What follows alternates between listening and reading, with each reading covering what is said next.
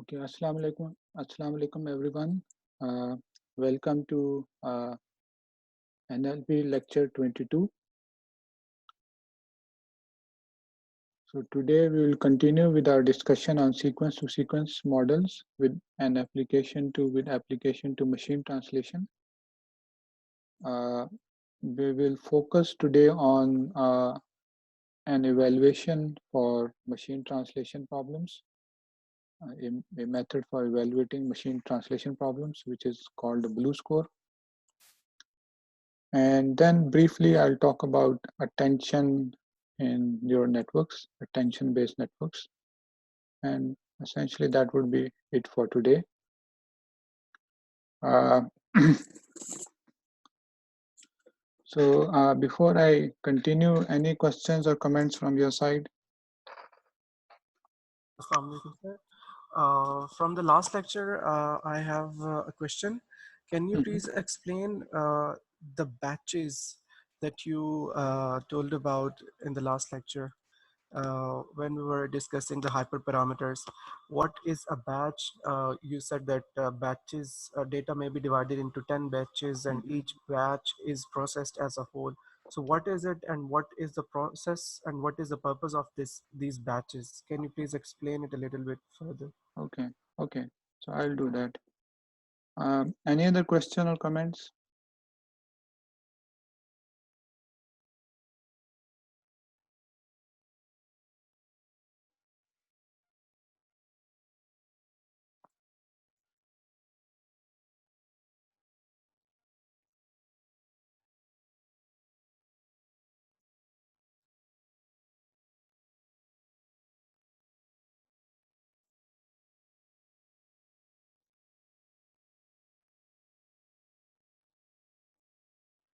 Okay.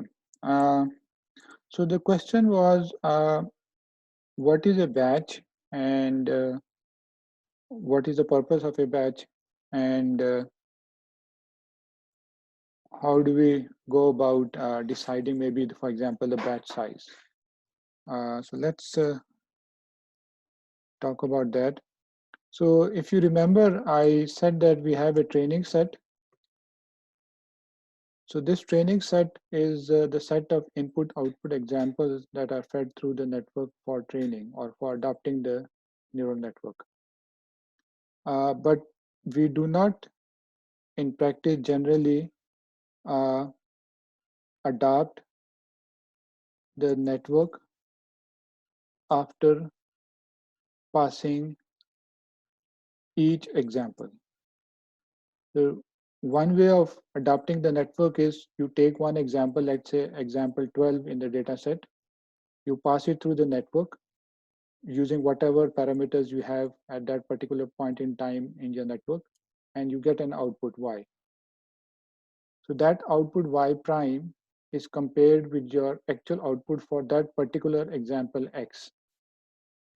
And based on that comparison, you compute a loss, and then the loss for that particular example is then adjusted by adapting the parameters of the network. In other words, that loss is back propagated, and through that back propagation process, you adapt the network.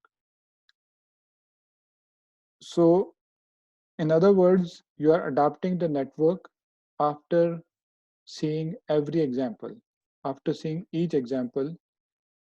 So for example, if you have seen example 12, you adapt after this,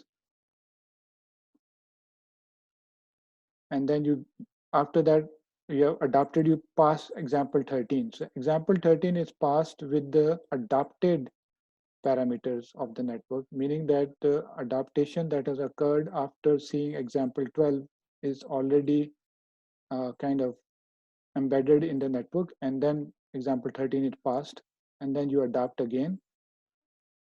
And similarly, you continue in this fashion. Example 14, when example 14 is fed into the network, it has already seen example 13 and has adapted to example 13. And then you again adapt. So this is the process of adaptation when you send example one by one. So in the batch process, So you don't adapt after each example, you adapt after seeing a batch of examples.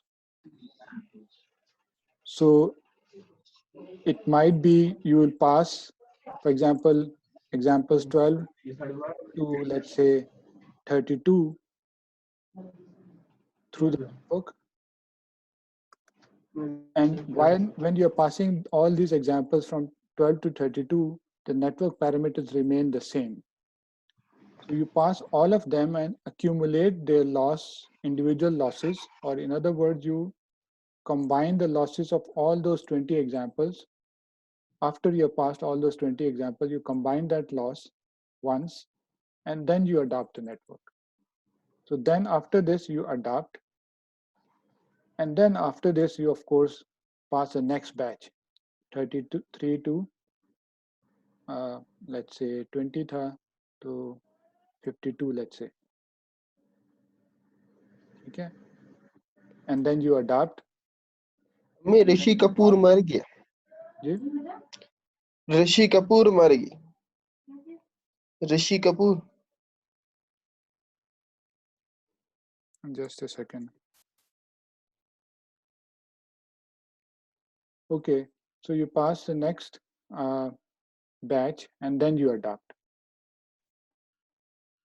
Okay. So this, what is the advantage of doing this? The advantage of doing this is you don't have to do the back propagation process after every example. You do the back propagation process after a batch of examples. So it is computationally more efficient. Secondly, in general, we will do the processing using matrix operations. So we'll consider all those 20 examples together, apply matrix operations as we have written those equations, and then get it output for all those 20 examples, and then compute the loss for all those 20 examples, and then do adaptation process. So matrix operation, vector operations are generally much faster, especially on GPUs. So this is also a way of kind of optimizing the performance or training of a neural network.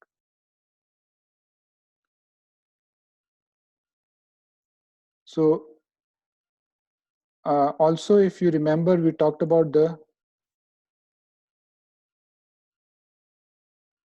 एक second here.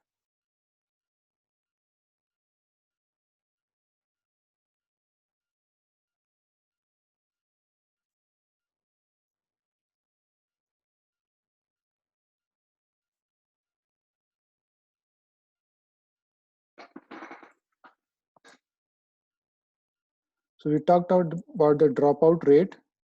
Dropout rate is a hyperparameter. So this hyperparameter is generally a percentage of links that you will drop. So for an entire for an entire batch of examples, you will just you will just select this percentage of links to drop, and then you will fix that for the entire batch of examples. So in other words, you won't change the network for every example within a batch, but you will change the network, meaning that you will change the links which are dropped and which are not dropped from one batch to the next. So during one batch, the links that are dropped will remain fixed. During one batch, the model parameters, the network parameters, which are the weights, are also fixed.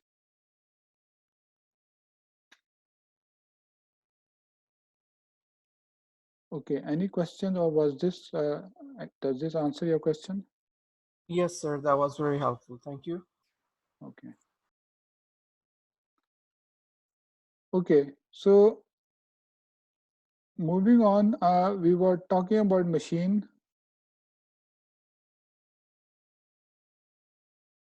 translation last time, and we were talking about the sequence to sequence model for solving this problem. So a sequence to a sequence model has two models. The first is a sequence model, generally an RNN or a GRE or a LSTM, and that first model is sometimes also called an encoder. And basically the idea of the encoder is to read the entire input sentence in a particular language and generate an encoding or embedding for that. And this is done by some RNN. And then you, after that encoding has been developed, you send that encoding to a decoder. So this is a separate RNN. This could be an RNN, GRE, or LSTM. And this decoder, this second RNN, is the one that generates the words of the translated language one by one, like in language modeling or like in POS tagging. So in this second model, you are going to get your Ys. So Ys are in the decoder. Okay.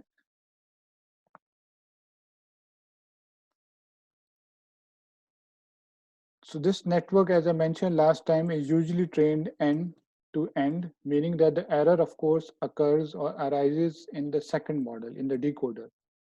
But that error is then backpropagated through the decoder as well as through the encoder, and it adopts all the parameters of the network.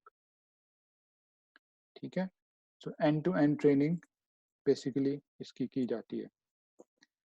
The loss function usually is the standard loss function. So remember, at each time step of the decoder, we are outputting a single word. So this is like a softmax over the entire vocabulary. So this softmax over the entire vocabulary, which could be quite large, let's say 10,000 or 100,000.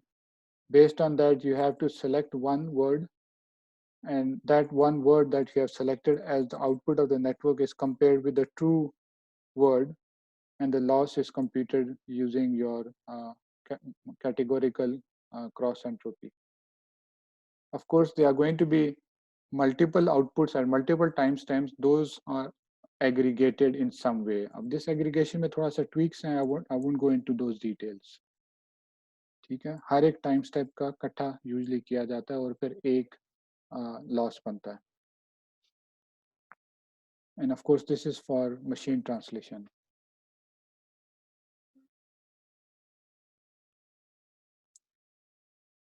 So while you are running or testing a build model for machine translation, you pass your input. By the way, input sequence X is in one language and your output Y is another language. This is the output from the second network. So while you are inputting a sequence in one language, you pass it through the encoder, you get an encoding. That encoding is then passed through the decoder, and the passing through the decoder and generation of the outputs of the decoder is very similar to the language model. Okay. Of course, in the language model, we were generating languages more or less randomly. अब हम ये करेंगे कि जब पहला output Y आएगा, we don't sample that randomly, we just take the maximum probability word. So let me see if I can give an example. So last time हमने एक example की थी कि मैं खाना खा रहा हूँ. So this entire sentence would be fed into the encoder. और उसके बाद एक मेरे पास output आएगी A, let's say A5 होगी इसकी. That A5 is then fed into the decoder. और फिर decoder फिर step by step इसको decode करेगा. So let's say जो A5 जो था encoder का, this becomes my A0 of decoder. ठीक है. Of course, there are some variations here. वो मैं थोड़ा सा later भी बताऊंगा थोड़ा सा आपको. But this is the simplest approach. तो ये A0, अब मैं decoder की सिर्फ बात कर रहा हूँ. So I'm talking about the decoder now. The decoder has started with A0, and of course you start with X0. A0 की values होंगी कुछ, but X0 usually all zeros होंगे because we don't have anything yet. So based on this, you will be generating Y1. So Y1, as I said before, is the most probable word. It's not a random sample over the softmax distribution. It's the most probable word. तो इसमें for example अब हमने मैं खाना खा रहा हूँ. So depending on your output Y and its distribution, maybe I is the most probable word. Okay. So in the next iteration, of course, you have A1 now, and then X1 1 would be the embedding for the word I. And then based on this, you generate Y2. And Y2 again is not a random sample over the distribution, but is the most probable word. And you continue in this fashion. अब ये जो मैंने most probable word कहा है, so this is the greedy approach. So, but in practice, usually we'll be using the beam search approach, in which instead of keeping the most probable word, we will keep the preceding most probable best 3 options or best 5 options. So that 3 or 5 is the beam width. Okay. So this is very similar to if you want to do exhaustive आपने search करना तो ये वही वाला Viterbi algorithm बन जाएगा जो हमने डिस्कस किया था when we were talking about probabilistic models for sequence modeling. But you can simplify this or approximate it using beam search, in which you don't retain the entire previous probabilities, you only retain the top 3. Sir, it also sounds like a KNN search, like K nearest neighbors. कैसे बोले? Sir, it also sounds like K nearest neighbors approach. You can say so, yes, I think so, yeah. It's similar to that because you can think of all the possibilities and then you can think of the top 3 possibilities, the best 3 possibilities. So that would be like the K best possibilities. So it's not like nearest in the sense of similarity or dissimilarity, but it's like best in the sense of, let's say, retaining the best options from a pool of options. ठीक है, so in that sense आप कुछ relate तो कर सकते हैं इसको K nearest neighbor से. ठीक है. Any other question? So beam search I would not repeat again. थोड़ा सा मैंने discuss पहले भी किया था. Of course you can look at the Andrew NG video as well. वो मैंने post कर दी थी LMS पे, तो वहाँ से फिर से discuss किया हुआ है. ठीक है. So usually in machine translation, while we are generating the translation, we will not usually use greedy search, we will use a beam search because greedy search would almost always give you suboptimal results. So that's one thing. And the second thing, as a difference with respect to language modeling and language generation in general, for each Y, let's say Y1, Y2, we get or we select the best or most probable word. We don't just random sample. Remember जब हम language generation कर रहे थे, given a language modeling, हम random sample generate कर रहे थे, so that we can get many samples from the distribution. Okay.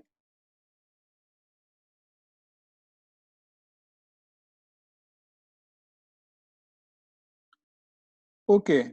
So neural network is trained using some loss function. And as I said before, the loss function is some variation of the cross entropy loss. Sometimes it will vary to include all the outputs of a particular sentence that we are translating before you propagate back the error. Meaning that y1, y2, y3, y4 के सारों के losses आप somehow aggregate कर लेते हैं, फिर वो propagate करते हैं back. So the loss function is actually your standard or modified standard loss functions that are used for classification. But if you talk about machine translation की evaluation is it's much more complicated and somewhat subjective as well. तो उसकी evaluation जब हम करते हैं for any test set, we use a specialized scoring scheme which is known as the blue score. So blue basically stands for bilingual evaluation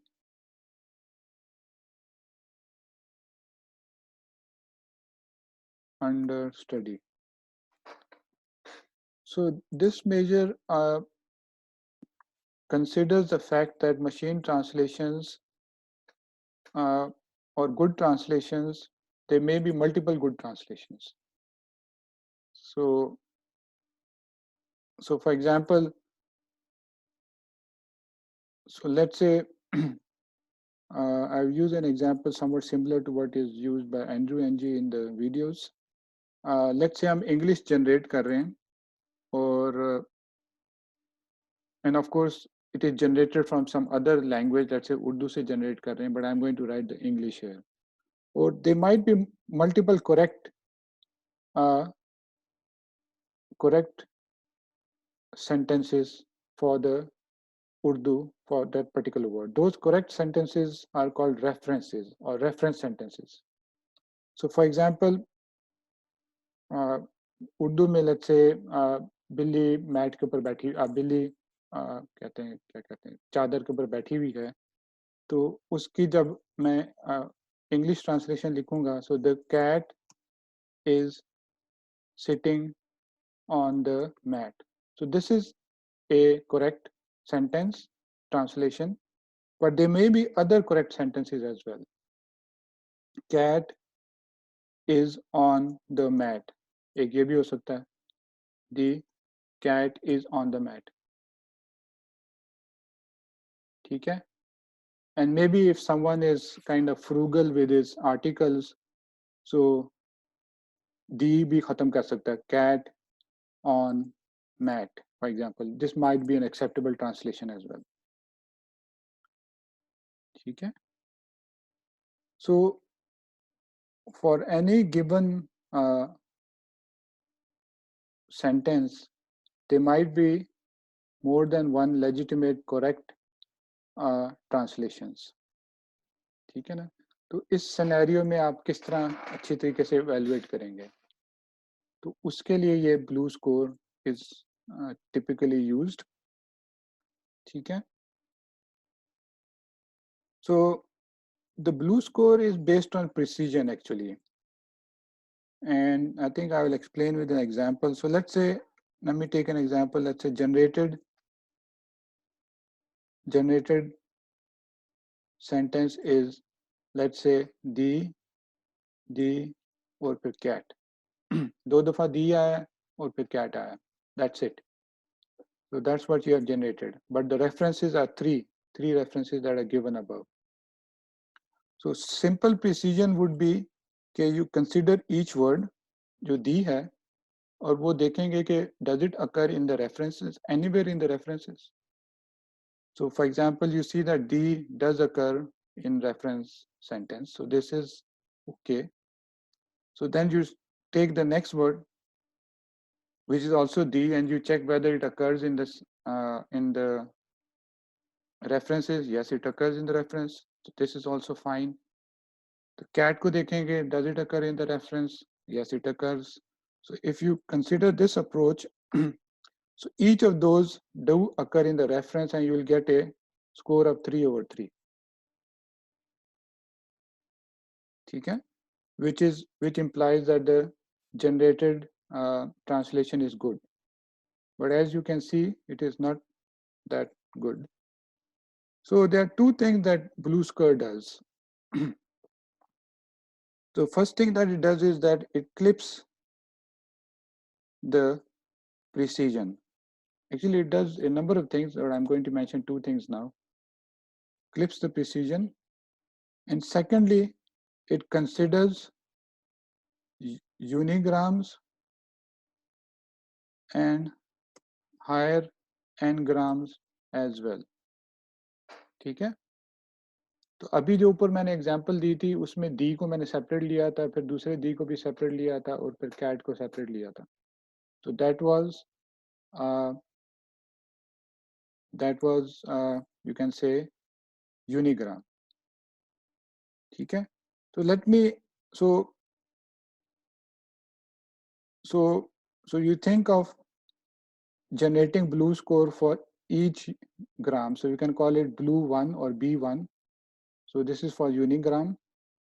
तो unigram के लिए करेंगे तो हम देखेंगे डी को देखेंगे, डी हम देखेंगे कि उसमें कितनी दफ़ा आ रहा है,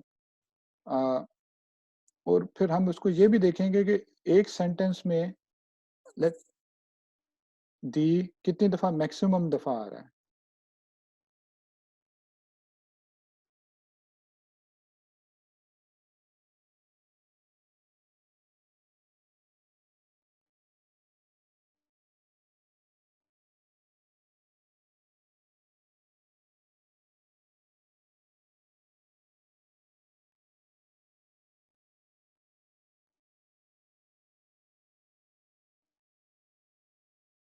Let me copy this.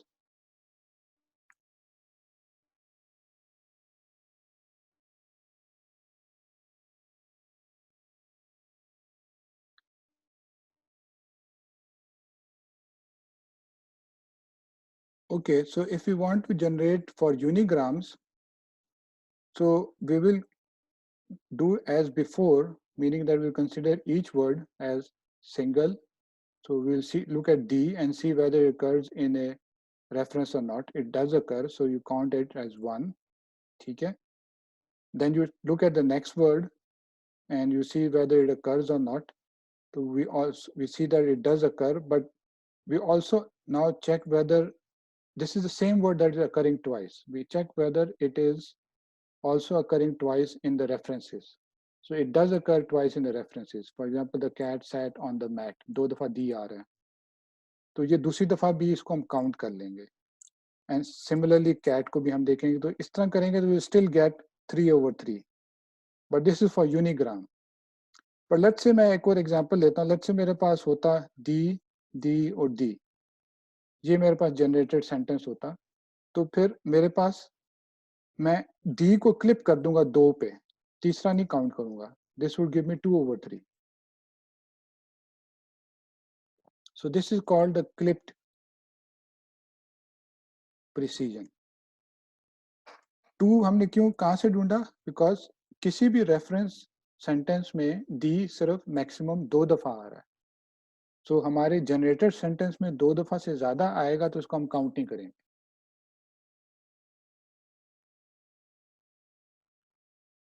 Is this clear? Yes, sir.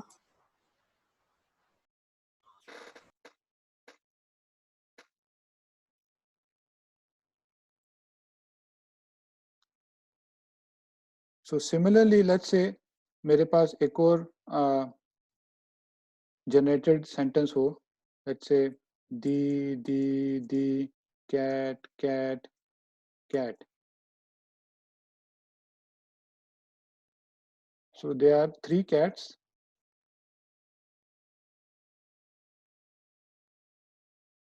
3D and 3 cat. इसका यूनिग्राम ब्लू स्कोर क्या होगा? So how many unigrams do we have?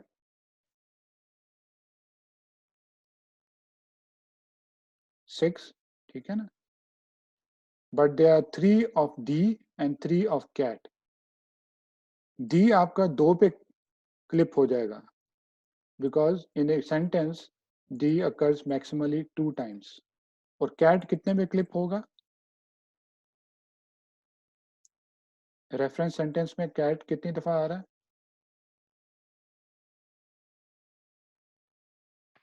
1 time. 1 time आ रहा है, ठीक है ना? तो ये फिर 1 टाइम क्लिप होगा। तो टोटल हमारे जो प्रिसीजन है 3 होगी, not 6. End of course the B1 would be 3/6. ठीक है? सो ये क्लिप्ड प्रिसीजन का एक आइडिया है। ऑफ कोर्स ये मैंने यूनिग्राम के साथ किया है।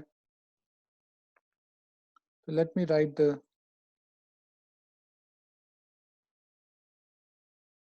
तो ये वही मेरे रेफरेंस सेंटेंस मैंने फिर यहाँ पेस्ट कर दिए हैं, ठीक है? So let me generate a new sentence, the cat on cat, ठीक है? Of course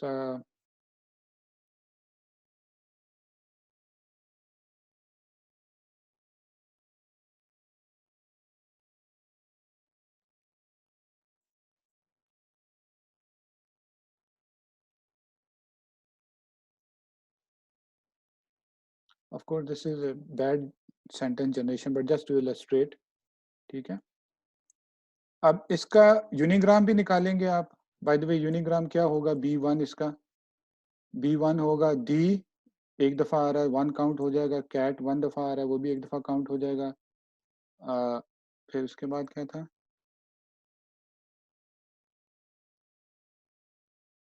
अच्छा, कैट मैट ऑन, ठीक है? तो सारे वर्ड्स एक्चुअली आ रहे हैं।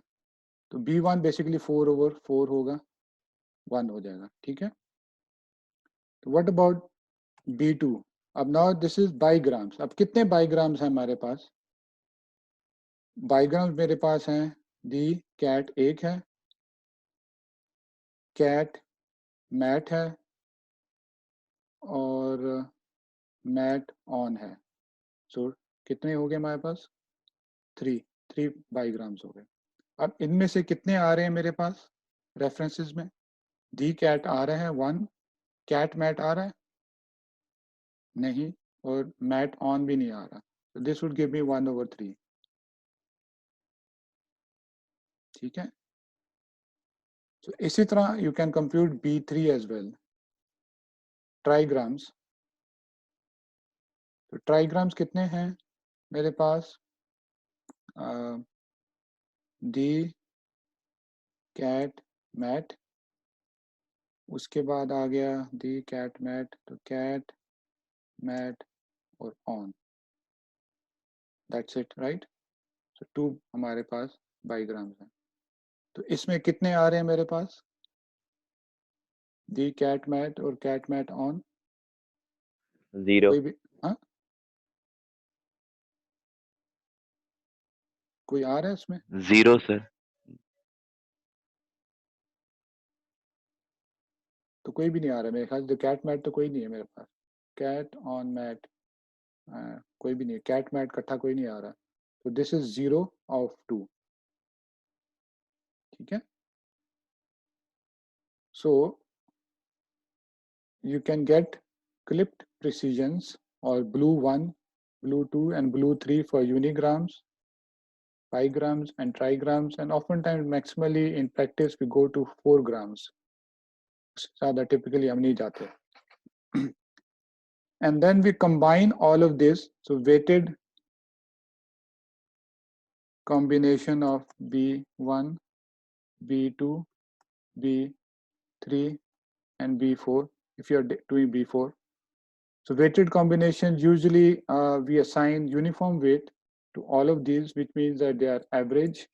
So सारों का आप average ले लें. But sometimes based on your practice, you might want to give greater weightage to, let's say, the bigram or the trigram or unigram or maybe 4 gram को कम weightage दें आप, ठीक है? So weighted average भी आप निकाल सकते हैं, ठीक है? So इस केस में फॉर एग्जांपल B1 1 था, B2 क्या था? B2 शायद 1/2 था और B3 0 था, ठीक है ना? सो B1 was 1, B2 was 0.5 और B3 was 0. तो इसका simple average would be basically what? 1.5 divided by 3. So this would be the glue score for this sentence. ठीक है? So दो ideas अभी हमने discuss किए हैं इसमें. एक तो clipping of the precision. If a word occurs multiple times in the generated sentence and it occurs more than the maximum number of times that it has occurred in any reference, one reference, then we will clip its precision to that maximum number. Second thing is we generate precision for unigrams, bigrams, trigrams, and higher order grams so that we can understand the ordering of the words as well.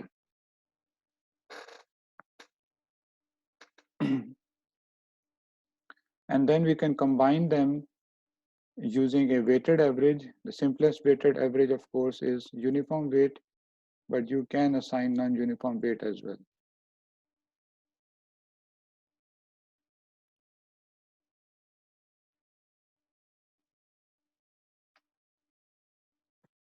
Any questions?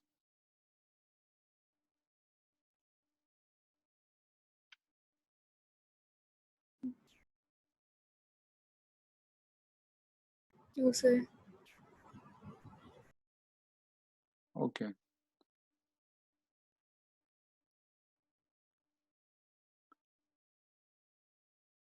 So, so there is one more thing that is often used in computing the blue score, which is called a brevity penalty.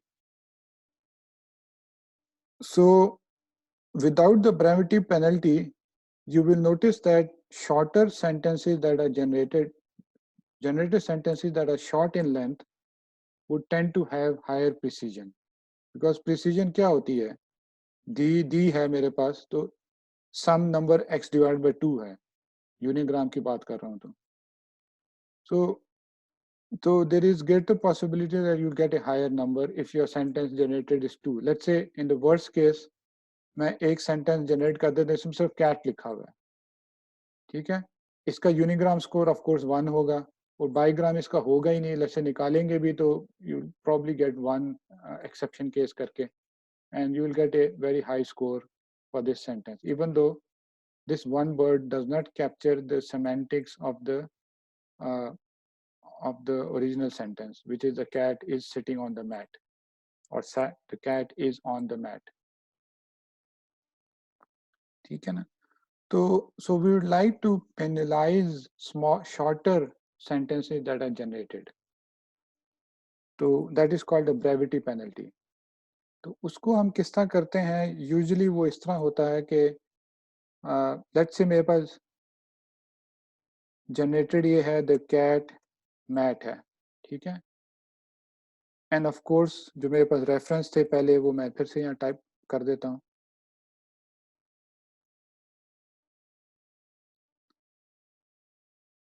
तो references ये मेरा जो generated sentence है उसमें सिर्फ 3 words हैं, ठीक है? रेफरेंसेस में मेरे पास शॉर्टेस्ट सेंटेंस कौन सा है?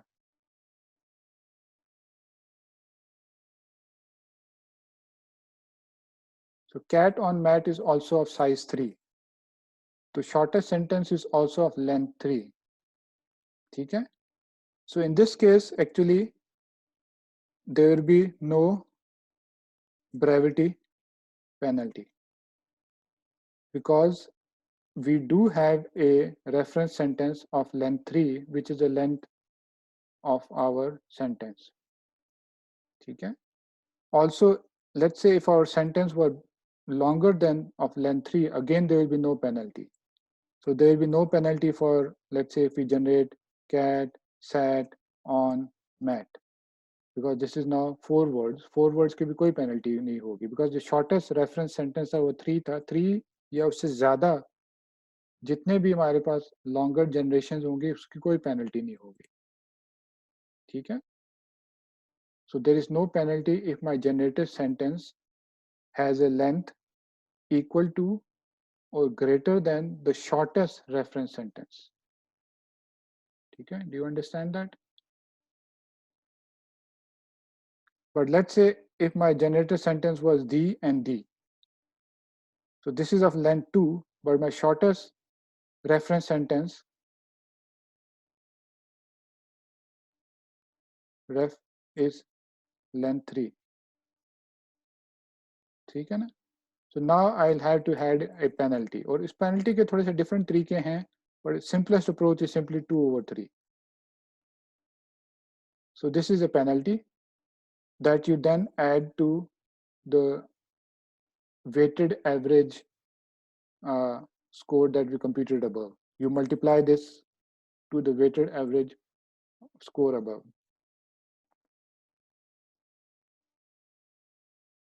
ठीक है? So let's say the blue above that we computed above was 1. क्या था 1.5, I don't remember क्या निकाला था उधर.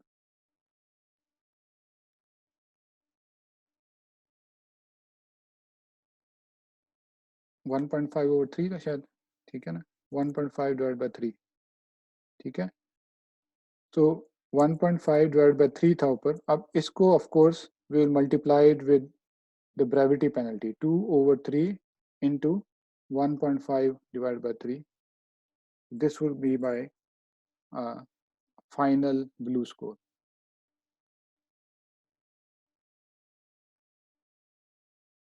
So 0.333.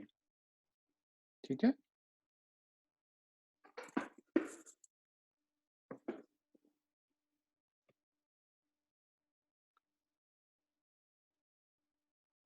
So any questions?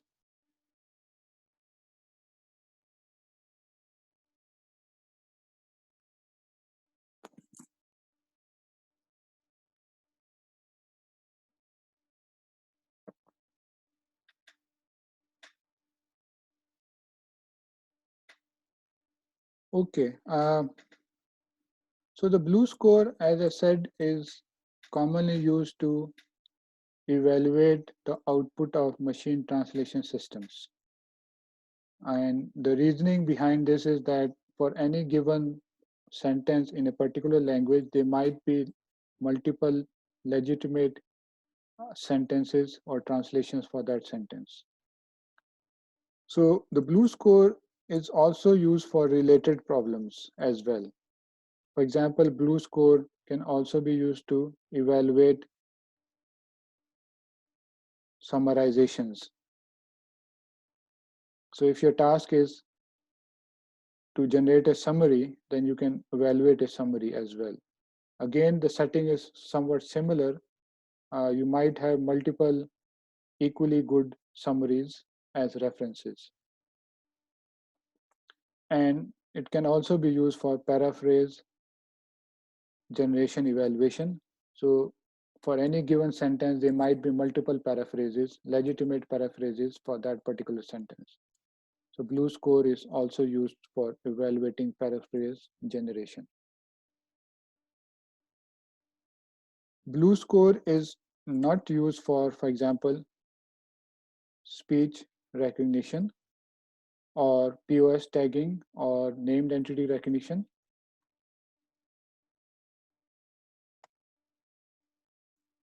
So why is it not used for these cases? Because we typically don't have multiple correct answers for any particular input. So for example, speech recognition hai, so I'm speaking right now. You like to generate a textual transcription of my speech exactly, word by word. So there is no multiple correct generation or transcription of my speech. ठीक है, तो इसमें आपके वही standard measures use होते हैं जो हमने पीओएस टैगिंग या एनईआर के लिए यूज किए थे.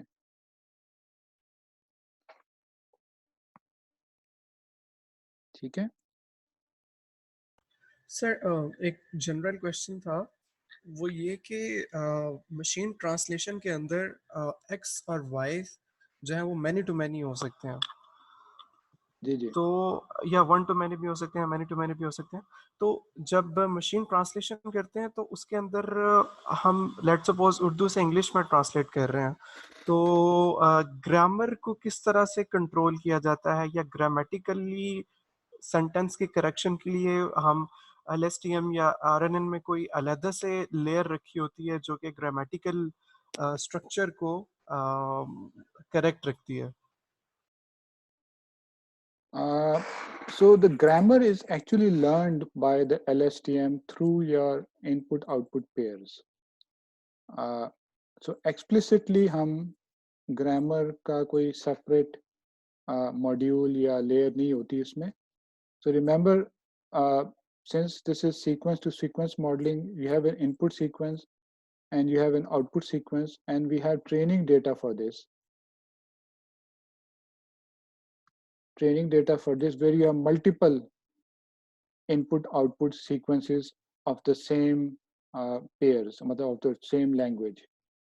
So X is a, for example in Urdu and Y is in English, and there might be hundreds and thousands and even millions of such pairs. So the neural network actually learns this mapping, including their structural understanding, which you can think of as grammar. For example, एक simple चीज होती है उर्दू में, for example verb बाद में आता है after the noun. जैसे मैंने पहले लिखा था मैं खाना खा रहा हूँ. So verb खा is occurring after khana, while a translation for this is I am eating food. ठीक है ना? तो eating is eat is a verb occurs before the noun. तो ये मैपिंग और ये understanding neural network through the training examples automatically learn कर लेता है.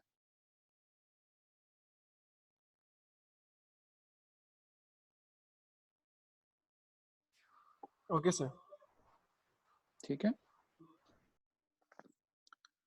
Okay so previously I talked about the encoder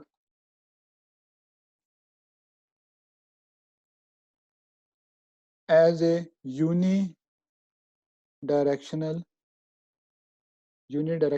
RNN or GRU or LSTM.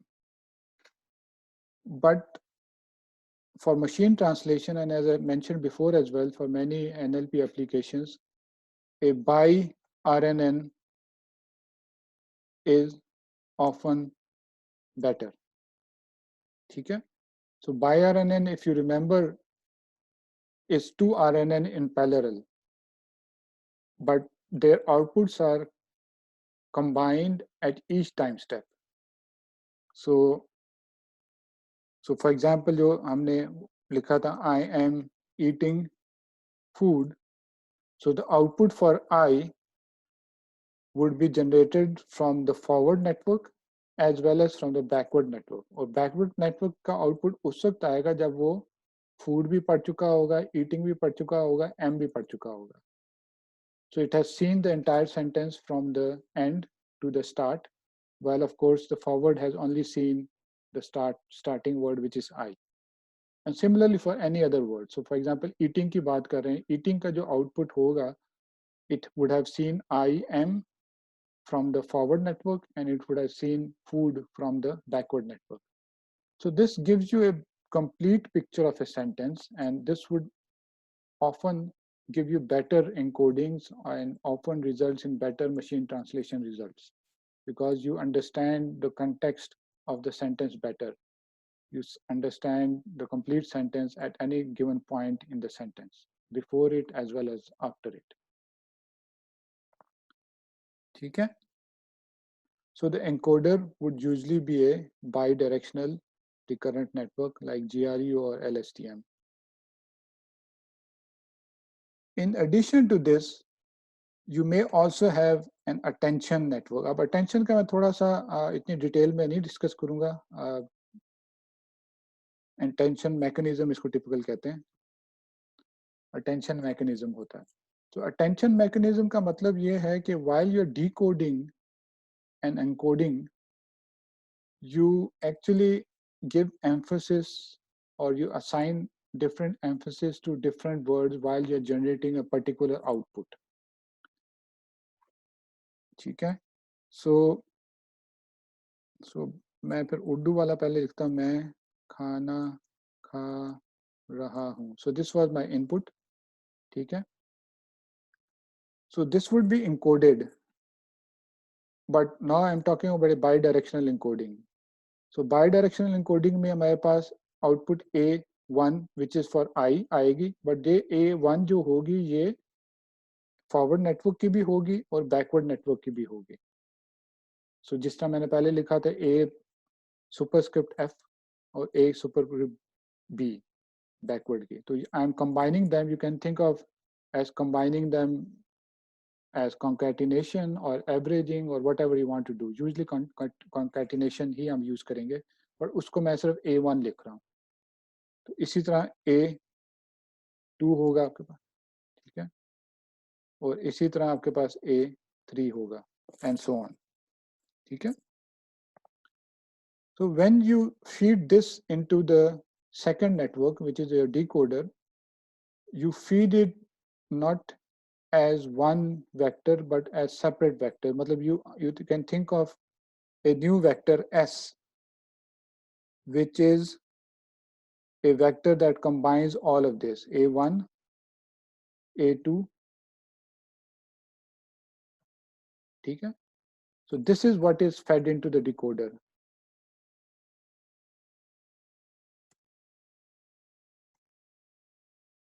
ठीक है? So now you have an activation for each word from the encoder, not for the entire sequence, but for each word separately. आपने separately identify रखा हुआ है, identification रखी हुई है. A1 is after the first word, मैं, A2 खाना के बाद and so on. ठीक है? तो ये separately आपने separate identification रखी हुई है. आपने सारे को collapse नहीं किया हुआ through into an embedding. ठीक है? So you can think of the second network की जो activation है उसको आप S समझ सकते हैं. This would be, for example, S0 for the second network, for the decoder. ठीक है? So S मैंने different इसलिए use किया because A मैंने previously के लिए use कर दिया, although it's a recurrent network, उसमें भी वो A ही कह सकते हैं, but just to distinguish between the two, इसको मैंने S कह दिया. ठीक है? So जो attention mechanism है ना, वो ये कहता है कि ये जो जितने भी A1, A2, A3 हैं, इसके साथ मैंने एक scalar attention score attach किया हुआ है.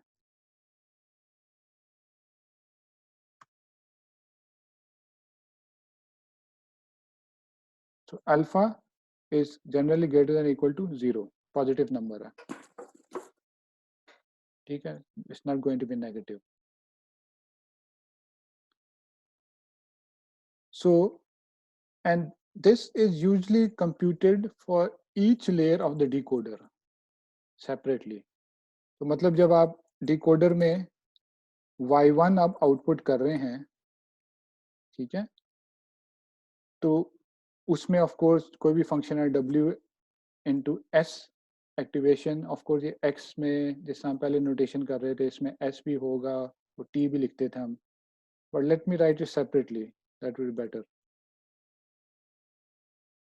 So there is a W, let's say X कर देता हूँ, multiplied by X. X is of course of the decoder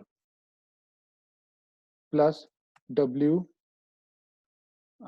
इसको मैं S कह देता हूँ, multiplied with activation S plus B. ये होता था ना हमारी equation.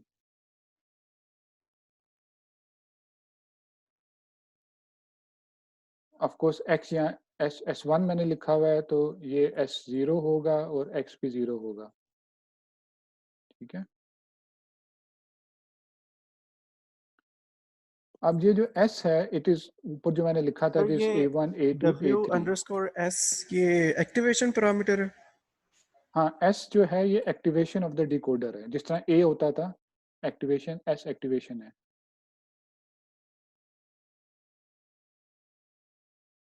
But I gave it a separate name because S is combined of the A1, A2, A3, A4 coming from the decoder. अब जो मेरे पास वहां उस एक्सप्रेशन में W S इंटू एस है, ठीक है, इसके आगे फिर मेरे पास मैंने W S alpha for each multiplied by S मैंने करना है। So this is where my attention would come in. So let's say I am generating, पहला word का मैं generate कर रहा हूँ, मैंने read किया और मैं I generate करना चाह रहा हूँ। अब I generate करना चाह रहा हूँ तो ये जो अल्फा है ये मुझे बताएगा कि मैंने I generate करने के लिए A1 को मैंने attention देनी है, A2 को देनी है, A3 को देनी है। A1 क्या था? A1 मैं था, ठीक है ना, उसके कोई वेट देगा, A2 को भी कोई वेट देगा, A3 को भी कोई वेट देगा, A4 को भी कोई वेट देगा, ठीक है। और intuitively of course you will see के हमने ऑफ कोर्स A1 को इस एग्जांपल में वेट देना है, A2 का ज्यादा वेट देना है, A2 का कम होगा, A3 का और भी कम होगा एंड सो ऑन, ठीक है।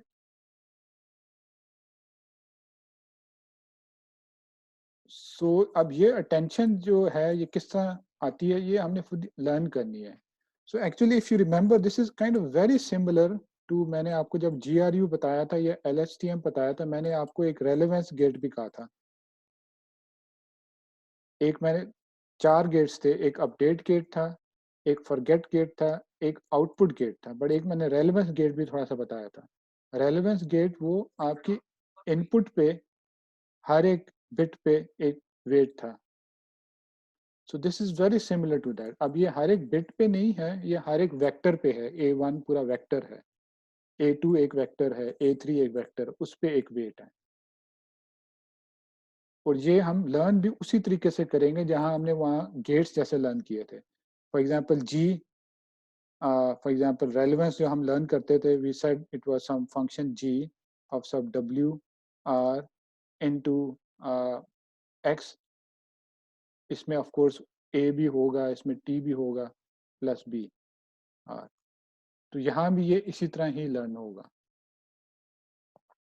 बट ऑफ कोर्स यहाँ सेमेंटिक्स ये है कि ये हम अटेंशन दे रहे हैं स्पेसिफिक वर्ड्स को in the input sequence.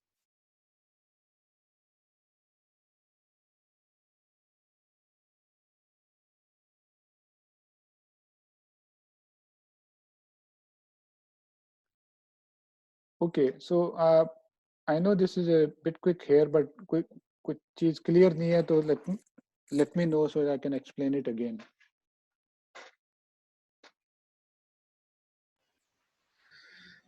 Sir ये टॉपिक के बाद इसको थोड़ा सा समराइज कर दीजिएगा ताकि वो थोड़ा डाइजेस्ट हो जाए इजीली। कौन सा वाला? यही अटेंशन वाला? जी जी, अटेंशन वाले। ठीक है, ठीक है।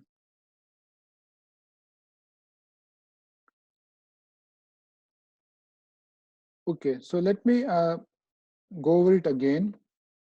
So attention mechanism is a relatively newer concept that was introduced in neural networks. The idea is that we are learning importance for specific elements in our input sequence or input। ये sequence के लिए NLP में of course sequence के लिए कर रहे हैं, but attention is also sometimes used for images. For example, आपके पास image है और उसकी आपने कैप्शन डेवलप करनी है या उसको आपने क्लासीफाई करना है या सेगमेंटेशन करनी है, तो उसमें कुछ पार्ट्स इमेज के ज़्यादा इंपॉर्टेंट होंगे as compare to other parts. वहाँ भी आप अटेंशन मैकेनिज्म यूज कर सकते हैं। तो you will give greater weightage to those parts as compared to other parts. But since our focus here is NLP, our parts are usually words in a sequence. So you would like to be able to attach a score, a weight, an importance factor to different words in a sequence. And of course, इसकी application obvious है because some words are more important in generating a good output as compared to other words in a sequence. ठीक है? and of course we would like to do this automatically, we don't want to do manual coding. तो उसका तरीका जैसे मैंने बताया था वो यही है, इट्स वेरी सिमिलर टू जो रेलेवेंस गेट जो हमने डिस्कस किया था GRU में या LSTM में. तो रेलेवेंस गेट जो था वो इस तरह, let me write that equation here. Relevance gate था कि जब आप y जनरेट कर रहे हैं सम फंक्शन g w, ठीक है, w a x a and t, I'm using that notation from there. तो y जनरेट करने के लिए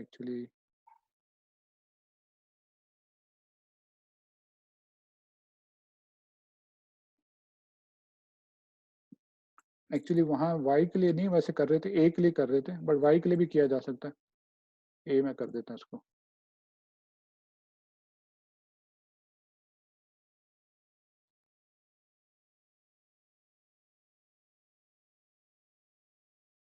प्लस बी ए, तो ये था ना ओरिजिनल. हमने कहा था कि इसके आगे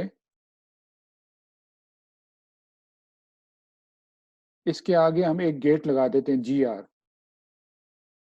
रेलेवेंस गेट, कि हर एक bit of x, this x of course also contains a, दोनों में कंबाइन किया हुआ है, a और x कंबाइन हुआ हुआ है, उसके आगे हमने एक बिट लगा दिया, ठीक है, and that bit is of course A score.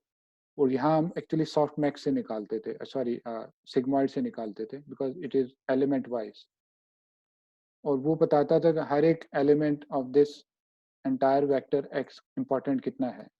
तो ये भी इसी तरह ही चीज है, बट यहाँ अब हमारे पास जो ये g है, ये काइंड ऑफ आप समझ लें अल्फा है, that is applied to entire segments of the vector x, which as in our case is A1, A2, A3 from the previous network. ठीक है, so उसको हम different weightage दे रहे हैं, and we learn this weightage again using a simple small neural network with its own parameters, just like we learned the gates, G's, using separate neural networks with its own parameters.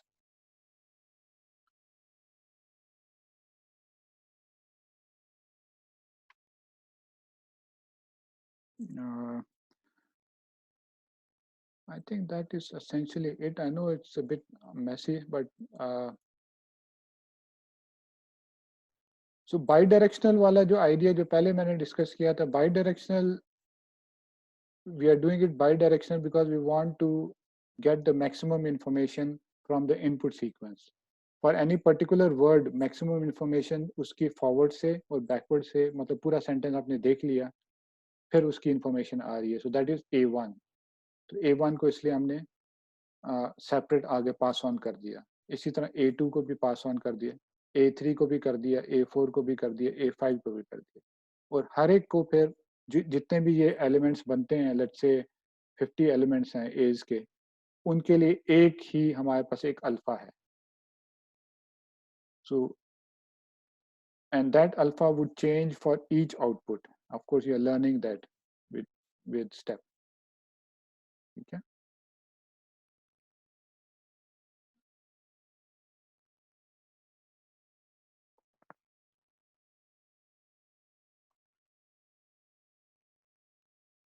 okay, any questions? ये sequence attention की शायद videos मैंने upload नहीं की है. Did anyone check? If not then I will upload it after the lecture. LMS resources में आपको मिल जाएंगे. सर कल रात तक तो नहीं थी. हाँ, मेरे ख्याल से नहीं की थी, तो मैं फिर कर दूंगा, because I was not sure whether I am going to cover this or not. ठीक है, so I think that is essentially it for NLP in terms of content.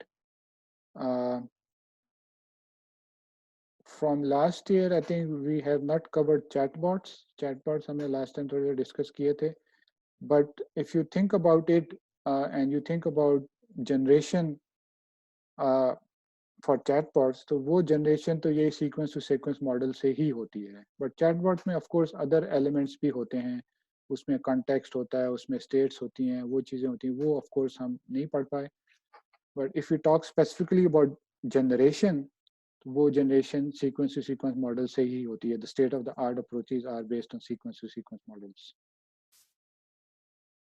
And also last time we did cover a bit about semantics, especially resources, language resources for syntax and semantics, like WordNet and other resources. तो वो भी हमने cover किए थे, but that is more of a bookish material. वो आप on your own भी पढ़ सकते हैं, slides available हैं. And of course you can use APIs from where you can access those resources. For example, NLTK में the complete WordNet का resource embedded है, तो आप उसके APIs use करके WordNet को access कर सकते हैं.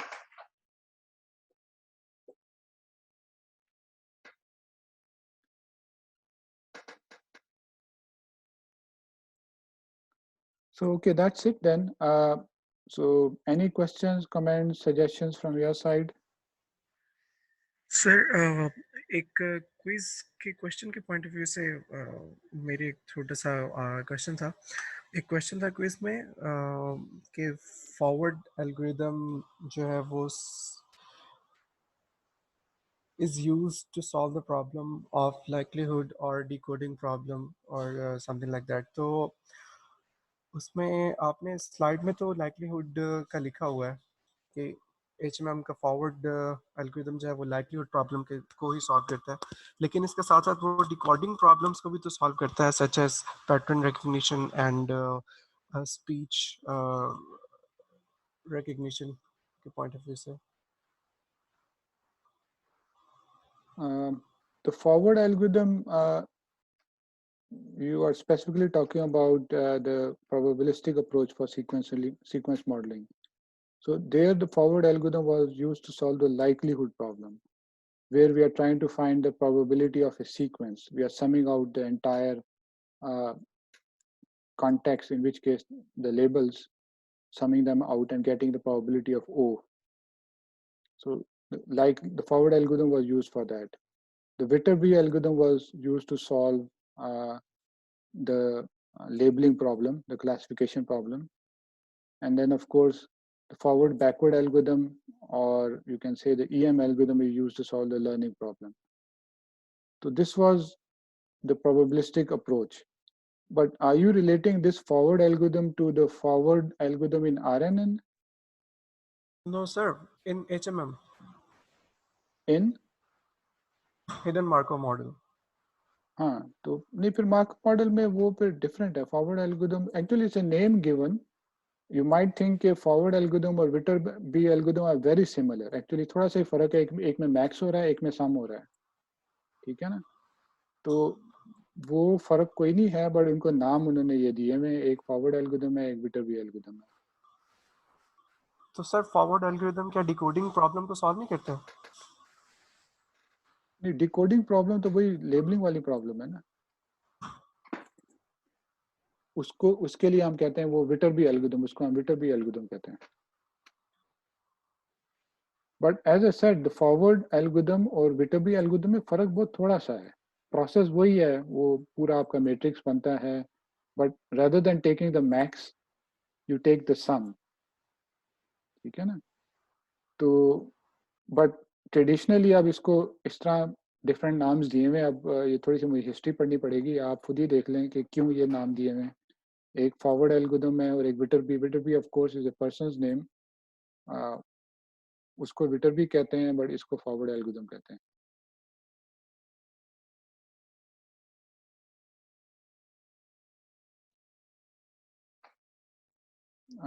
ठीक है, does that clear something?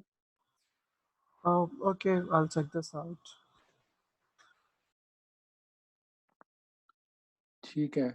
So any other question or comments?